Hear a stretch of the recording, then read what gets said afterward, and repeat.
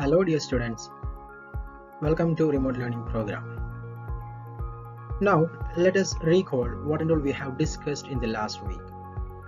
The chapter's name was motion, right?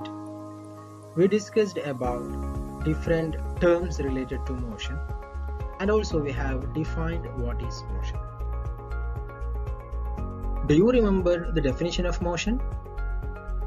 Yes, if the position of an object is changing with time, we termed it as motion.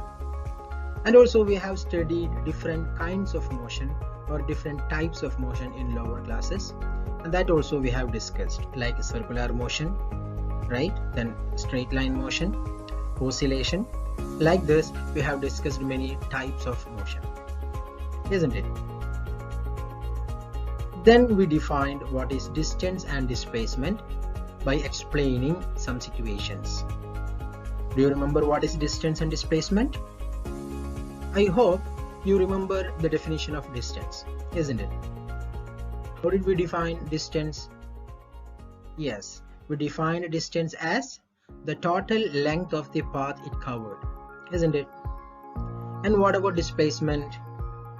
We defined displacement as the shortest distance or the straight line distance between the initial position and final position of the object. Right, now let's explain distance and displacement with an example.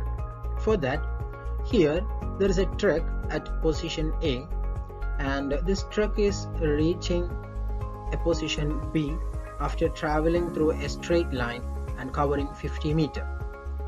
Now this truck is turning back and moving to another position, which is C, and this C is 20 meters away from B. Okay, so the truck started from A, reached B, and then turned back and reached back at C.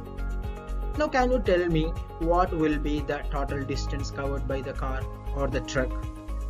Yes, the distance will be AB plus, right? We defined the distance as total length of the path. So what will be the total length here? AB plus BC, isn't it? What will be the answer? AB is 50 meter plus BC is 20 meter. So what will be the answer? That will be 70 meter, right? So 70 meter will be the total distance covered by that truck. Now let me ask you another question. What will be the displacement of the truck? Yes, we discussed the displacement is the shortest or the straight line distance between the final position and initial position. What is the initial position here? The initial position of the truck was A, right? And the final position of the truck was C. So what will be the straight line distance between A and C? Yes, 50 minus 20, right? So we can write 50 minus 20, which is equal to what? Yes, 30 meter, and this will be the displacement of the truck, right? By this example, I hope the term distance and displacement is clear for you. Now one more example to explain distance and displacement. Here the girl is at B. You can see ABCD, it is a rectangular road, and the girl is at B now, and she is starting from B and reaching at C by covering 4 kilometers, and again from C she is moving to D by covering 3 kilometers, right? Now the girl reached at D from B through C, isn't it? Now can you tell me the distance of that girl or the distance covered by the girl? Yes, it will be 4 plus 3, that is total length, that is BC plus CD, and we will get 7 kilometers, isn't it? Now what about the displacement? For finding displacement we have to check which is the initial position and which is the final position. Here initial position is B, right? And final position is D. Now to find the displacement of that girl, we had to find the distance, the shortest distance between B and D, and that shortest distance will be when Yes, she moved through a straight line. So if this straight line, if we find this length of this straight line, that is BD, we will get the displacement of that girl, isn't it? So how will we find this? Yes, we will apply Pythagoras theorem, right? So according to Pythagoras theorem, we have discussed what hypotenuse square is equal to altitude square plus base square, isn't it? So here hypotenuse BD, then base is BC and height is CD. Using this equation we can find the length of BD, and I'm giving it for you. It is a question for you. You can find the answer of this question and you can write in the notebook and upload in the assignment area. Okay, I will assign today. Is that clear? Along with that, one more question also will be there. You have to write that also. Okay, fine. Now let me ask you one another question. Suppose this girl she started from B, right, and she moved through C and reached D. Now my question is, if this girl reached back at A itself, traveling through A, what will be her displacement? Yes, displacement will be 0. Why? Yes, the final and initial position of the girl is same, that is B itself. So that will be 0, right? So displacement of that girl will be 0. What about distance? Will it be 0? No, it can't be 0. Why? She traveled through B, C, D, A, right? Reached back at C. So the total distance will be 4 plus 3 plus 4 plus 3. That is, yes, 14 kilometer will be her distance, but displacement is 0. Is that clear?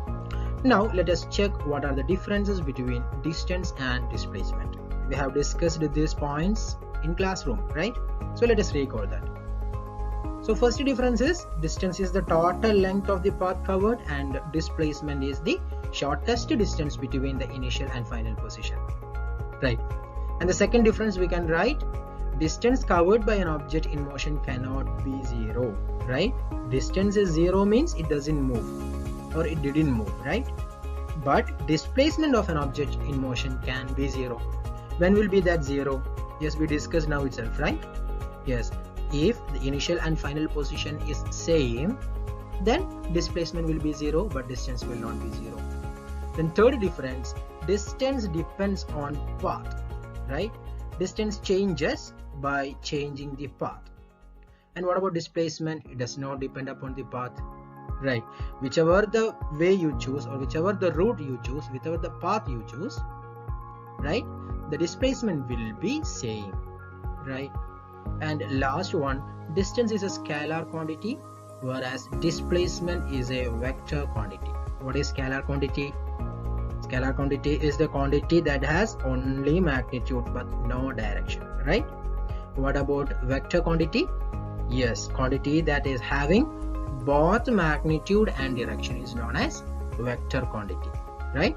Quantity having both magnitude and direction is known as vector quantity.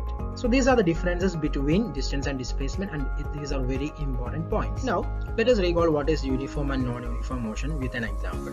Okay, for that I have a car here that is going to move in a straight line path. So I am recording the time and distance covered by the car. So it is going to start by 9:15 a.m. right? So it started by 9:15 a.m. and the distance covered by the car is 0 meter. And once it starts, I'm recording the time and distance, and I got that at 9:30 a.m. the car covered 10 meter, at 9:45 a.m. the car covered 20 meter, and at 10 a.m. the car covered 30 meter, at 10:15 a.m. the car covered 20 meter. Like that I got a table like this. Clear? So from this you can see that 9:30 a.m. it covered 10 meter, 9:45 a.m. it covered 20 meter. Right? So what will be the distance covered by that car between 9:30 and 9:45? Can you tell me what will be the distance covered between 9:30 a.m. and 9:45 a.m.? Yes, this will be how much? 20 minus 30, that is 10 meter, right? So in the first 15 minutes it covered 10 meter, right? Then next 15 minutes, that is 9:45 to 10 a.m. right? Again it covered 10 meter, 30 minus 20. Like that you can see at each 15 minutes this car is covering 10 meter, right?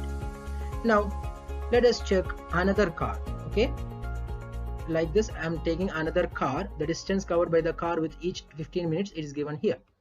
See that here you can see the car B. In the case of car B, in the first 15 minutes it covered 19 minus 12, that is 7 kilometer, right? Or 7 meter, right?